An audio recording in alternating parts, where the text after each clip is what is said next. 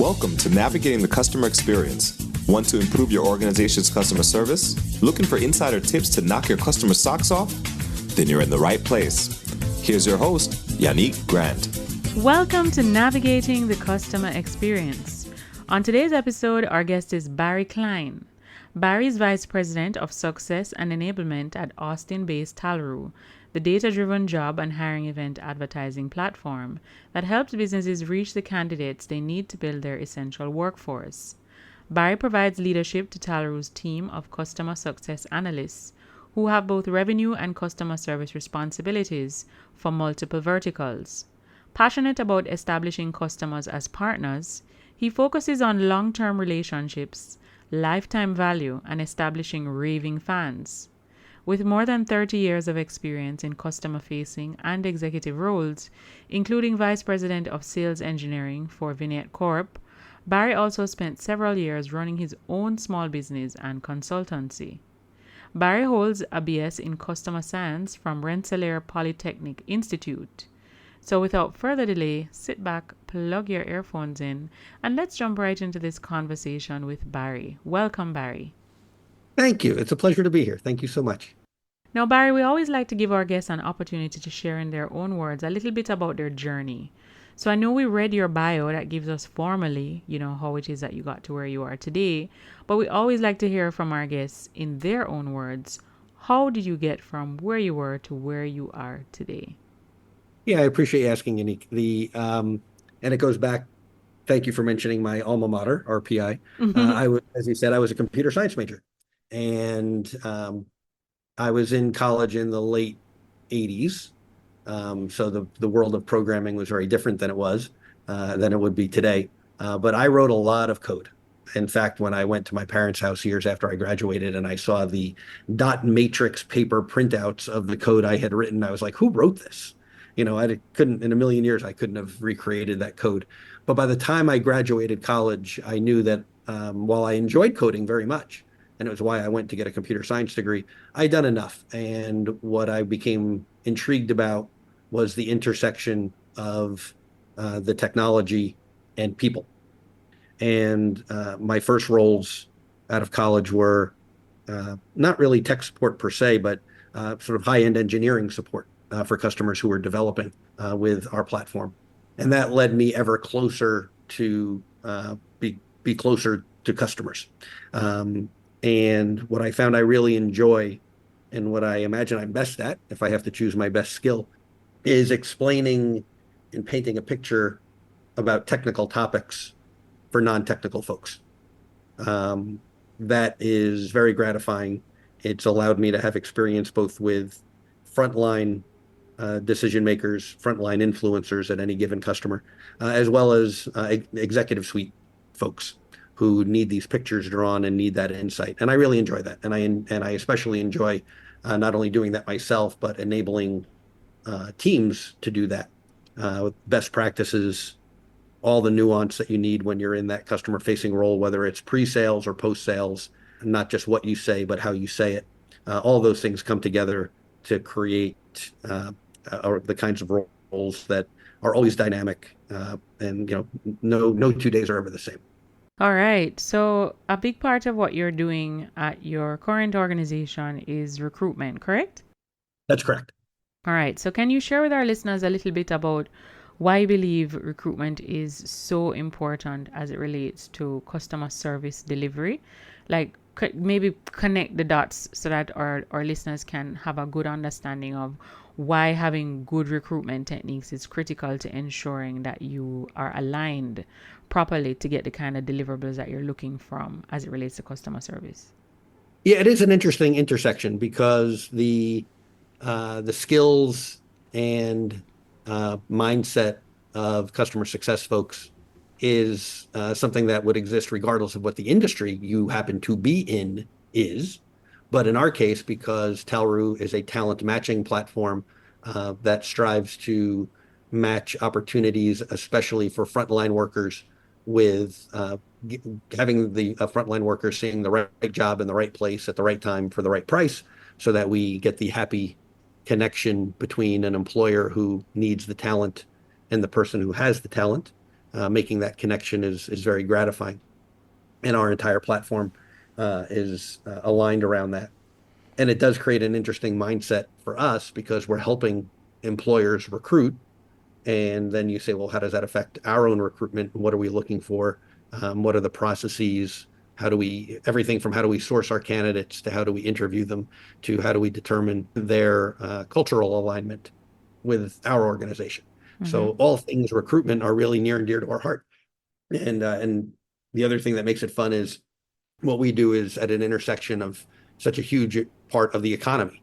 I can't read a newspaper or put on CNBC or watch a business channel and not have them talk about the unemployment rate and the impact. So we are really in the forefront of all of that.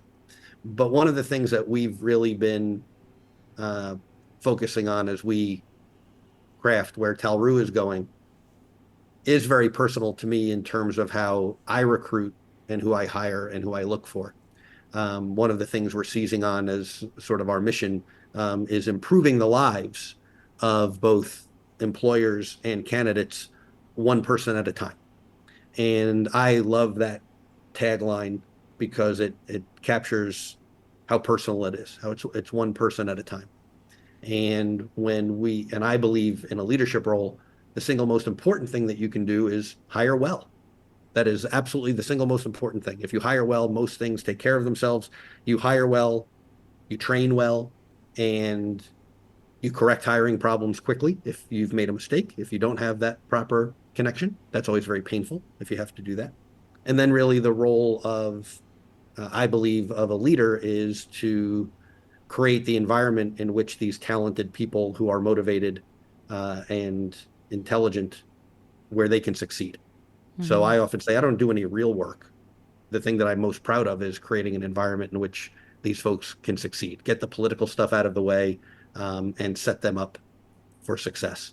And if we found the right people who are customer success oriented, who have that service oriented heart, we can then teach them what they need to know about our technology, our solution. But if they are the right cultural fit and the right kind of person, then we're 80% of the way there. All right. So I like the fact that in your explanation just now, you spoke about cultural alignment, right? And I think I would love for you to go a little bit more granular as it relates to that in terms of how do we hire well and focus on cultural alignment. And I imagine this begins in the interview process. Are there some key questions that you think may need to be asked? Does it boil down to the advertisement that you put out in terms of who you're attracting to apply in the first place? Like where do you start? And maybe what are three, I would say, main things that you believe if you're tasked with that responsibility for an organization, where would you put your focus? Maybe three top areas that you'd put your focus on if we're trying to get cultural alignment.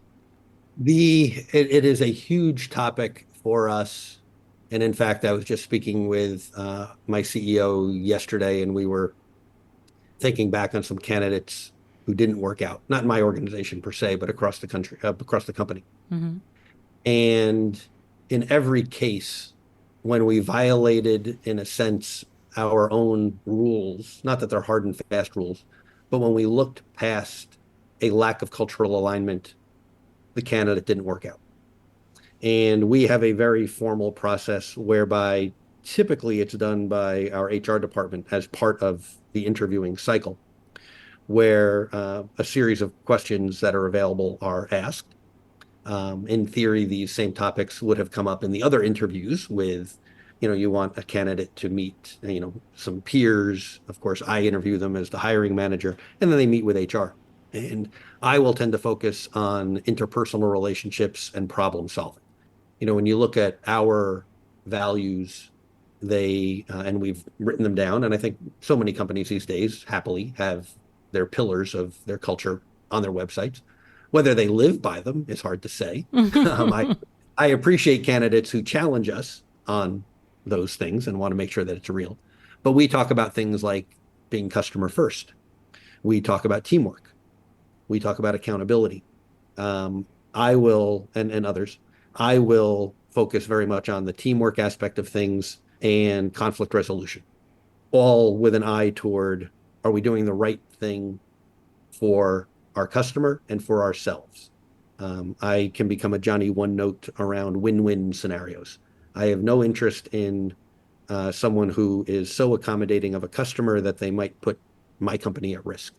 We we look for partners, and we don't say that in a glib fashion or as a soundbite. It's true. The nature of our business is such that if we have a customer who just wants us to service them and does not want to meet us at an appropriate point, in terms of communication and keeping data flowing and sharing, reality of what's going on. If they're not a real partner, we don't do well with them. And so I need customer success folks who have who understand that, who understand how to deal with conflict, who can navigate the complexities of those interpersonal relationships. So we'll ask questions around, of course, give me a scenario where you and a colleague were out of alignment and in disagreement. What did you do? And you hope that the candidate is honest and doesn't just tell you what you want to hear. Normally, you can figure out if they're telling you what you want to hear.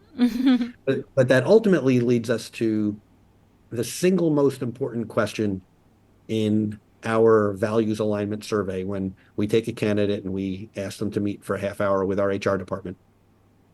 The single most important question came out of a real life scenario with our CEO, actually, where it led to the following question. You go to a restaurant and you have your iPad on the front seat of your car. You park your car and you don't lock the door. When you come back, the iPad is gone. Whose fault is it? And it's a fascinating question because what we are looking for is it's my fault. It doesn't mean the thief doesn't have some accountability, and it doesn't mean that the restaurant might not have a more secure parking lot. But in the end, you left a valuable item out in the open with an unlocked door. Mm-hmm. They didn't even have to smash the window. They just opened the door and took your very expensive piece of equipment. How do you not think that was my fault? I live in the real world. I have to have accountability for that kind of thing. It leads to interesting discussions. We've had discussions around, none of us ever want to blame a victim in the course of a crime being committed. But, and the reason I like that scenario so much is the car wasn't even violated. Were you a victim or were you just dumb? You invited someone. You said, "Hi, please rob me." If I leave my front door unlocked, okay, you blame the thief. You shouldn't be robbed. Society, shouldn't allow that to happen. But you know what? I live in the real world. I lock my door when I leave. So yeah, those kinds of questions really matter. And that question in particular, and I will tell you and I'm very pleased our candidates are honest and our HR folks take very good notes, offer their own opinions. I'll go into our ATS and read those notes. And that's the question I'm looking for. Are you personally accountable for your actions? You can give 10% to the thief and you can give 10% to the restaurant. But if you're not thinking that you're 70 or 80% responsible for that, you might be looking for excuses as to when things don't go your way. Mm-hmm. And we're just too small a company we wear too many hats for anyone who has that opinion. Wow, I love that question. Thank you so much for sharing, Barry. Very good one. My pleasure. Thank you. All right. Now, Barry, could you share with us what's the one online resource, tool, website, or app that you absolutely can't live without in your business? It's funny, Unique. I hate to have it be the technological Death Star of our industry that I've dealt with since I got into technology, but really it's the tools, our day-to-day tools with Microsoft. We are a Teams shop, and we are finding more customers who are using Teams. Of course, you have Teams aficionados, and you have a lot of folks who are passionate about Slack. But we're using Teams, and informally, don't tell our IT department, we have some Slack channels going too. But that kind of real-time communication with ourselves, because my team is fully remote. And so our ability to stay in real-time communication and in many cases in real-time communication with our customers is proving ever more valuable. We couldn't live without it at this point. All right. Perfect. And then could you also share with our listeners maybe one or two books that you've read? It could be a book that you read recently or one that you read a very long time ago, but it has had a great impact on you. It's fun to think about. Currently, I've been enjoying reading history. the historian, and he is a professor at Vanderbilt University. John Meacham is his name. He's the kind of fellow who, when he's a guest on a news program, and I find him and I see him, I actually have to. Glad we're talking about it. I'm hoping there's a way to sign up for, when is John Meacham going to be on TV so I can go find him. I hang on his every word, and it's the kind of guy you kind of wish he was your grandfather telling you stories about, the world in the past. His biographies of Thomas Jefferson and Andrew Jackson have been my latest readings. And I enjoy that because I enjoy the break from technology and what we do every day, get my brain around something else. But it's the lessons from these great thinkers like a Thomas Jefferson, as presented by a great thinker in the form of John Meacham, where I find myself reading his books with a highlighter, because it's not just the observations, the historical observations, but his observations when he ties these topics together. So I always find that fascinating, especially from a leadership standpoint. And it's funny, the other thing that comes to mind is again, I'm so much older than probably many of your listeners, but when I was in high school, I read a book by a gentleman named Roger Kahn. He became famous for his book, The Boys of Summer, which was about the 1940s and 50s Brooklyn Dodgers. And he wrote a book called Good Enough to Dream. And it was about his ownership stake in a minor league baseball club in Utica, New York. And the opening line has stayed with me. The first dream, full of innocence and sunlight, is to play the game, which I always loved. But early on in the book, he says to someone who's associated with the team, "Are these guys any good?" And the response was, "They're good enough to dream." And that has always stayed with me. Am I the best at something? Is my company the best at something? I don't know, but we're good enough to give it a try and see where it leads us. And that's always stayed with me. All right.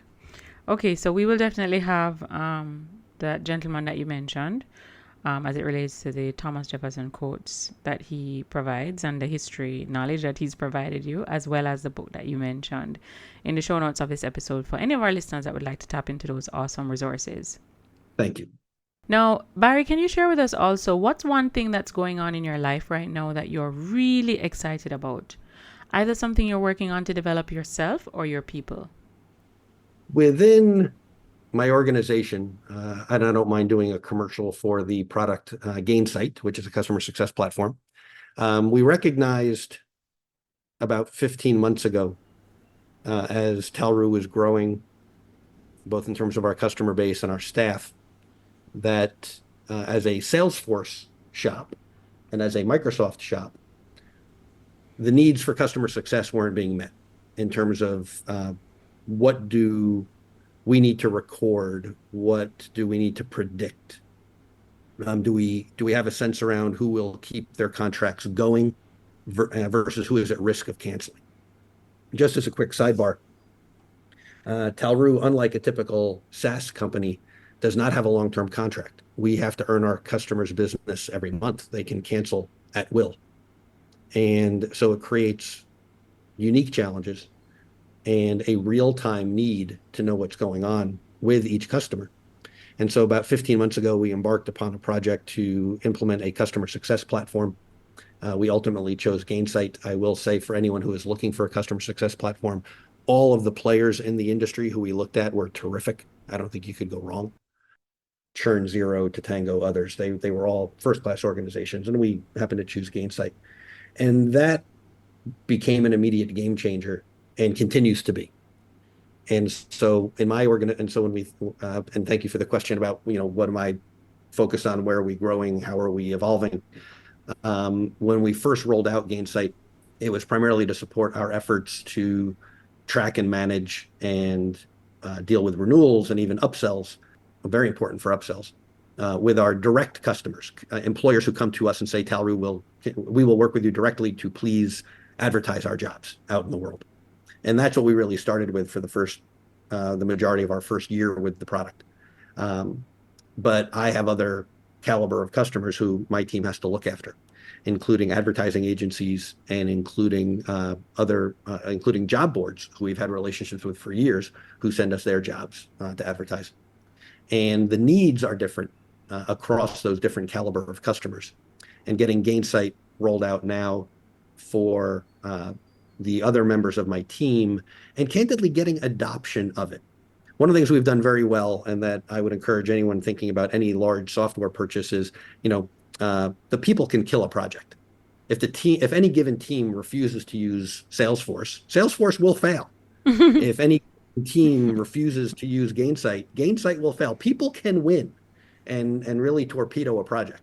So we've done a really good job of getting buy-in, forming a user council. The gentleman who, Andy Trevino, who is our administrator and our CS Ops manager, who looks after Gainsight, is always open to feedback. He's always soliciting feedback so that we can make the solution match the way we work. I don't like software solutions where we have to change our behavior in order to accommodate the tool. I want the tool to accommodate the workflow and the processes that we already know work. And as we roll out the usage of Gainsight to this extended team, their needs are very different than their counterparts who work with our direct customers. So getting that right is important. And that accountability is incredibly important, because I no longer could afford, and one of the reasons we went with Gainsight and started this whole project was, when I want to ask the very simple, or get an answer to what I hope would be a simple question of what's going on with fill in the blank of a customer name, it shouldn't take me 20 minutes to figure it out. I need all the information in one place. Yeah. And we're doing a terrific job of that with Gainsight with our direct customers, and getting members of my team who aren't used to it and haven't had to use it in the past. I need to bring them along, and I need their feedback, and I need to make sure the product gets built out in a way that makes their lives easier, and that they see the value of it, and that it's not just busy work. It's not just bureaucracy. It's that they really are using the product to make their lives better. And then I get what I need in a leadership role. Our C-suite gets what it needs when they have questions about what's going on with a customer, and making sure that, it's many folks may have thought of this or used this line. Traditionally, it's with Salesforce. We would say it, on a sales side, if something isn't recorded in Salesforce, it didn't happen, right? That's the source of truth. And that's where I'm going with Gainsight. If you don't have notes and details and specifics in Gainsight, then it didn't happen.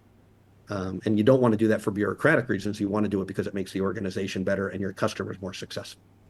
All right. Awesome. So Gainsight is where you have most of your head wrapped around right now, just trying to build that out. So thank you so much for sharing, Barry.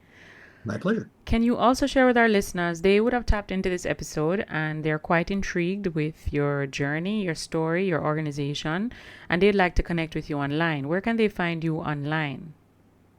Certainly, LinkedIn is probably the most convenient, and I would love to hear from anybody and interact with anyone in the who's in similar roles or thinking about such roles in CS. In LinkedIn, you could probably search on Barry Klein, Klein, and find it, but my official LinkedIn URL is Klein-Barry. So at linkedin.com/in/Klein-Barry. All right. Thank you so much. Now, Barry, before we wrap our episodes up, we always like to ask our guests, do you have a quote or a saying that during times of adversity or challenge, you'll tend to revert to this quote?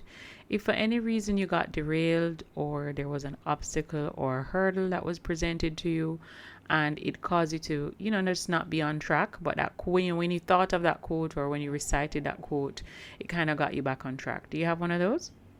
I have two, if I may share. One is more serious than the other, but the other was the funny one was my high school yearbook quote.